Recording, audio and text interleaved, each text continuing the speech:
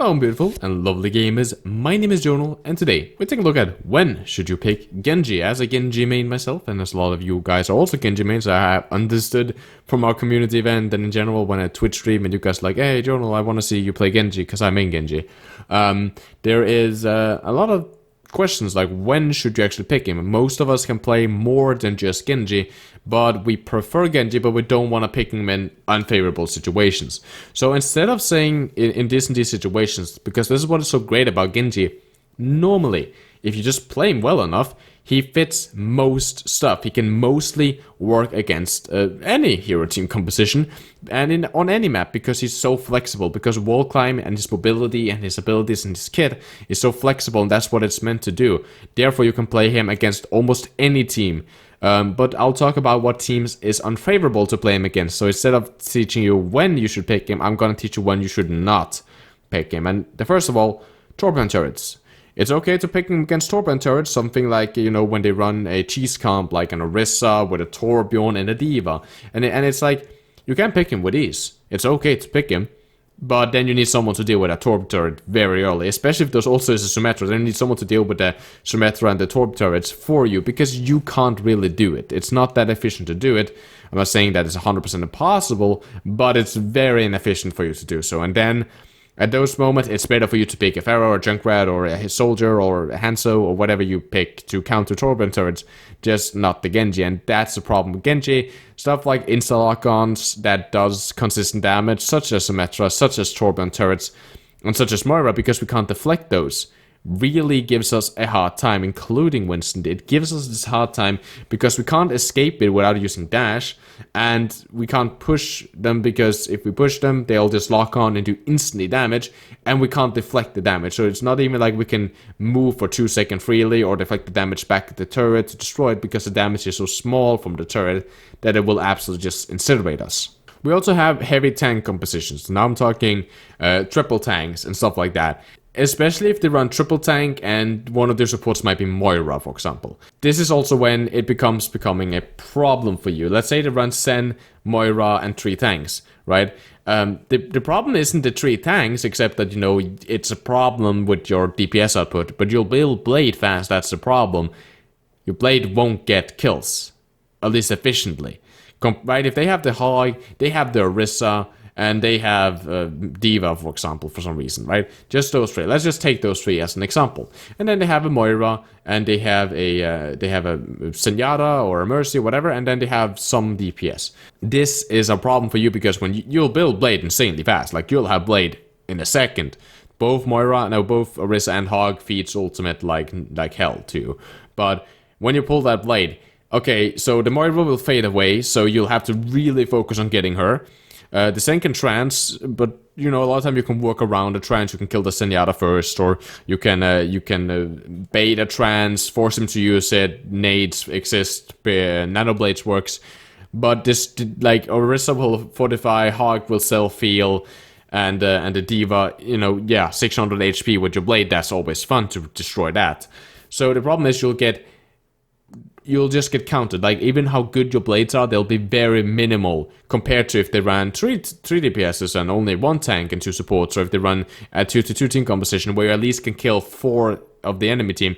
Right now, you can kill 3 of the enemy team, but the possibilities of you killing more than like 1, maybe 2, is starting to get minimal, and that's a problem, right? If you can get 3 per every blade, then great. If you're that good or the enemy team is that bad, nice. If not, then your ultimate starts to become very problematic. And of course, the fact that even though your DPS output is good, it might not be the DPS output your team needs. I'm not saying that you cannot play Genji against triple tank. I've done it multiple times and it just works fine. But it's not one of your more efficient picks. At those times, I normally like to just pick a Tracer instead, because pulse bombs can at least stuck them and deal insane damage, and I have way more burst damage with my guns, which is what we want against something like a triple tank team composition. We want high burst damage so that we can destroy their tanks before their healers can sustain them. We don't need insane quick bursts that can only happen a few times. We want high consistent damage output, just like working down their shields, working down their tanks to destroy them for us. That's also one of the more pain in the ass comes.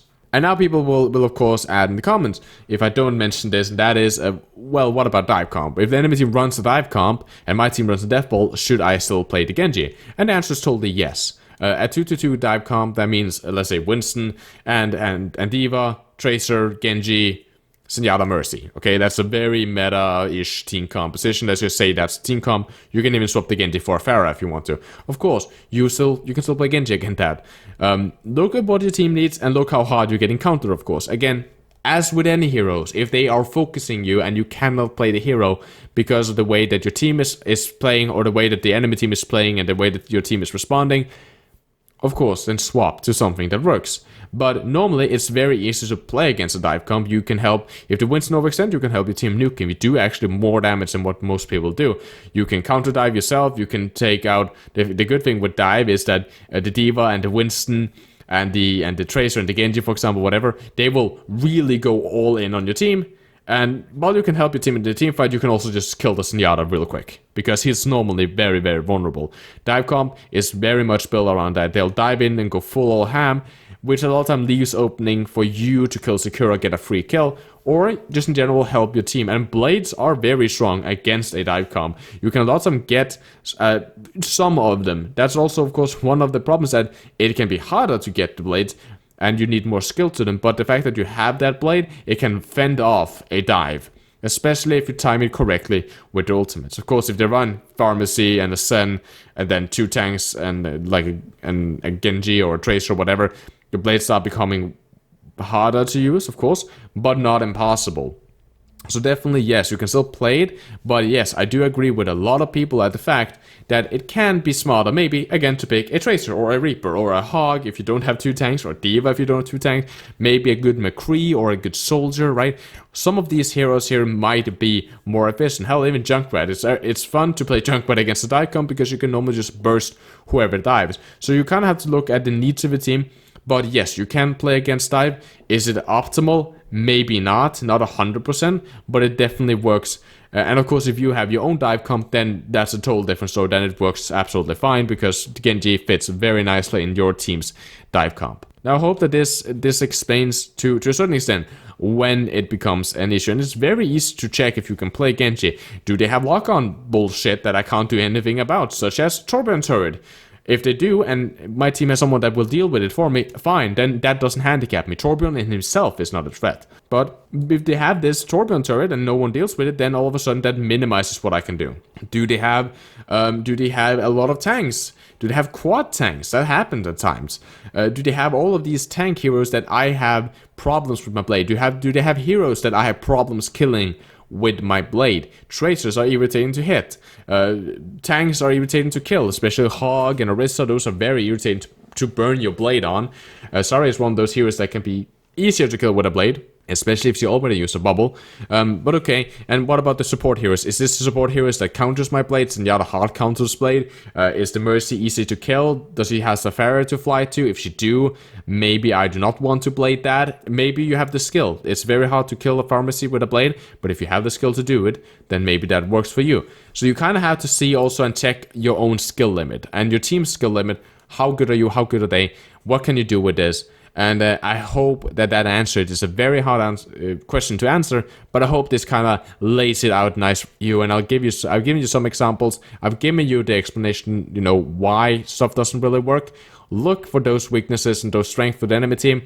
And in general, when you play Genji and you get shut down, you build your first blade, use your blade, and you haven't managed to do anything from the time you used your blade, and while you were using your blade, you didn't really manage to do a lot. At that time, you might think, okay, I'll swap to Tracer, I'll swap to Hitscan, or whatever else I'm good on. I'll swap to one of those, and that will work way better. But that's it, guys. I hope you like this video. If you do, press like and dislike. If you don't, subscribe if you're new here on the channel, and drop down your opinion in the comments. What do you hate to play against as Genji? And as always, guys, my name has been Jonal. Stay positive, guys. Keep the enemy in your crosshair.